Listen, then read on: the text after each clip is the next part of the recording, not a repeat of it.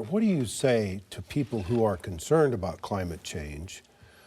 That a lot of people, some of whom are logical supporters of you, people in the fossil fuels industry, workers, miners, and fossil oil field workers who are going to get laid off. They're worried. We're seeing that pattern around. David, what we are playing for is the future of this planet. That's what we're playing for. If there was a fire raging through the studio right now, what you would say is, how do we put out that fire? What do you do to help those people? I'll tell you what we do. What we do is in our Green New Deal legislation, we make sure that all of those workers, look, you're talking to perhaps the most pro-worker member of the United States Congress. I do not turn my back on coal miners or guys who work on oil rigs. I don't do that.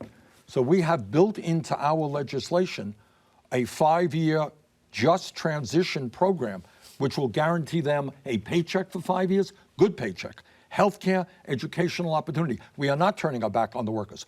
But on the other hand, I will not turn my back on the kids and the future generations of this country, who are going to see more and more extreme weather disturbances, more drought, more floods, more rising sea levels.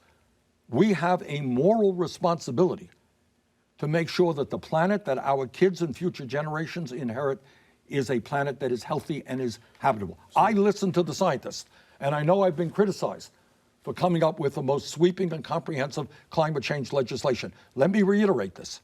We are fighting for the future of this planet. And 20 years from now, you don't want your grandchildren to look you in the eye and say, didn't you listen to the scientists? Why did you allow this to happen? We are underestimating the severity. We got to listen to the science.